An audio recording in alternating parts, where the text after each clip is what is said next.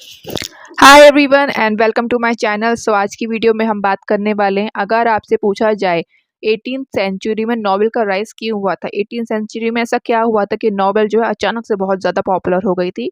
सो इसका आंसर आप किस तरीके से लिख सकते हैं, बहुत ही ईजी आंसर मैं आज आपको बताने जा रही हूँ। चलिए वीडियो को स्टार्ट करते हैं। इन the 18th century, drama declined and poetry became more intellectual. 18th century में ड्रामा जो था वो पूरी तरीके से उसका पतन हो चुका था।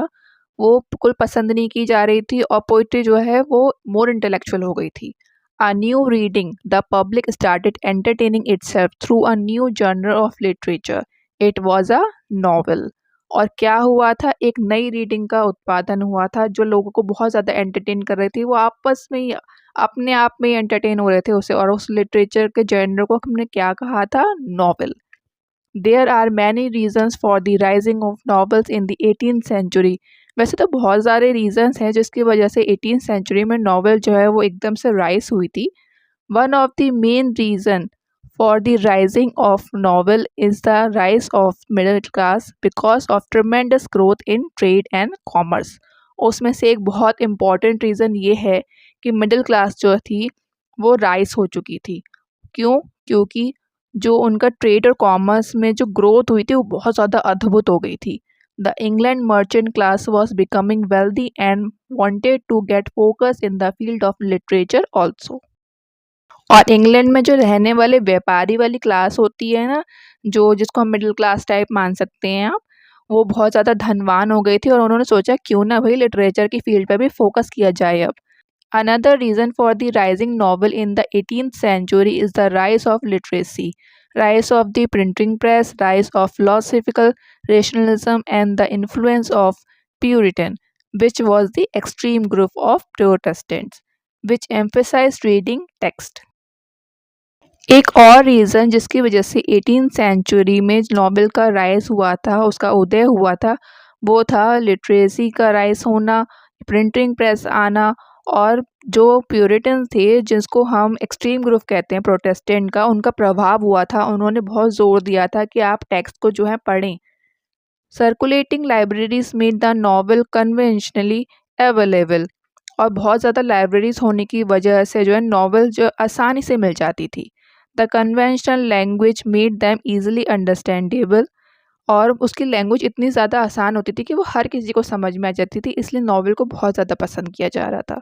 The novel also grew because it offered pleasure in privacy. Novels को इसलिए भी पसंद किया जा रहा था क्योंकि लोगों को वो जो प्रिवेसी होती है उसमें वो प्लेजर का एहसास दिलाती थी। मतलब उसमें उनको किसी की हेल्प लेने की ज़रूरत नहीं होती थी, वो अकेले भी बैठ के उसे पढ़ सकते हैं। आज भी ऐसा होता है, लोग नॉवेल्स को पढ़ना इसलिए पसंद करते हैं क्योंकि उसकी लैंग्वेज बहुत ईजी होती है और वो आराम से शांति से अकेले में बैठ के पढ़ते रहते हैं। There are also no boundaries for authors during this period because they were not dependent on any patronage। और ये इसलिए भी बहुत ज़्यादा फेमस थी क्योंकि उसके लिखने वाले जो ऑथर्स थे उसको कोई सी भी बाउंड्रीज़ नहीं थी, कोई सीमा नहीं थी इस पीरियड में। वो जो भी चाहते थे वो नॉवेल्स में वो लिख सकते थे, क्योंकि वो जो पैट्रोनेज होता है, जैसे कि कोई हेल्प देता है आपको, अगर पैट्रोनेज का मतलब आपको नहीं पता हो, जो राजा महाराजा होते थे या फिर हायर अथॉरिटीज़ होती थी वो पैसे देती थी कि आप हमारे लिए कुछ लिखिए या फिर हम आपका पब्लिश करा देंगे। तो प्रिंटिंग प्रेस इतनी ज़्यादा पॉपुलर हो गई थी, 18th सेंचुरी में वो आ गई थी। सो पैट्रोनेज की उनको कोई ज़रूरत नहीं थी, तो वो आराम से जो उनका दिल में आता था ना वो नॉवेल्स में लिख देते थे उस टाइम पे। It is said that English fiction really begins with Defoe. ऐसा कहा जाता है कि जो इंग्लिश फिक्शन की शुरुआत हुई थी वो डिफॉय की वजह से हुई थी। He wrote realistic stories but he hardly begin the novel proper. उन्होंने रियलिस्टिक स्टोरीज लिखना शुरू कर दिया था, लेकिन वो जो नॉवेल्स थे उसको प्रॉपरली नहीं लिख पा रहे थे। For in the novel as generally defined characters of Defoe are realistic. ऐसा था कि वो नॉवेल्स में जो करेक्टर्स को यूज़ करते थे वो रियल तो होते थे, but the setting is not. लेकिन जो सेटिंग होती थी ना वो नहीं हो पाती थी। अब क्या होता है, आप नॉवल लिखते हैं ना तो उसकी सेटिंग भी होना बहुत ज़रूरी है। ये नहीं कि आपने कोई सा भी पॉइंट कहीं से भी जोड़ दिया तो वो मैच नहीं कर पाता ना, तो इंटरेस्ट नहीं आता उसमें। Characterization should be an important as story that is missing in his work. जो वर्णन होता है, कैरेक्टराइजेशन होता है, वो इम्पॉर्टेंट होता है स्टोरी के लिए, और वो भी उनके वर्क में जो है मिसिंग था। The 18th century novel thus really begins with Richardson and ends with the coming of Jane Austen. 18th century की जो नॉवेल्स थी, ऐसा कहा जाता है कि उनकी शुरुआत हुई थी रिचर्डसन के द्वारा और उसकी अंत हुआ था जेन ऑस्टन के द्वारा। Richardson, Fielding, Sterne and Smollett are the four wheels of the novel. इन सभी को नॉवेल्स का फोर व्हील्स कहा जाता है। Richardson was a spokesman of his own time. He made a close study of feminine hurts. Both Pamela and Clarissa are the main work of Richardson. Richardson को जो है अपने टाइम का एक स्पोक्समैन कहा जाता है। उन्होंने बहुत क्लोज स्टडी करी थी फेमिनिन के हर्ट्स पे। पैमेला और क्लारिसा जो उनके काम थे, जो सबसे इम्पोर्टेंट काम उनके माने जाते हैं। In this novels the narration is carried through letters. Richardson adopted the epistolary method in this novel. In novels के अंदर जो नरेशन किया गया है वो करा गया है एक लेटर्स के द्वारा।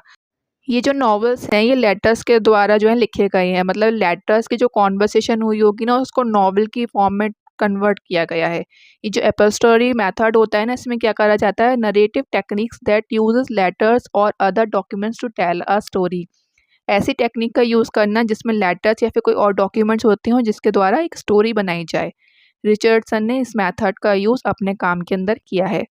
सो आज की वीडियो में बस इतना ही। अगर आपको वीडियो पसंद आई हो तो मेक श्योर चैनल को सब्सक्राइब करें, वीडियो को लाइक करें और ज़्यादा से ज़्यादा शेयर करें। Thank you for watching.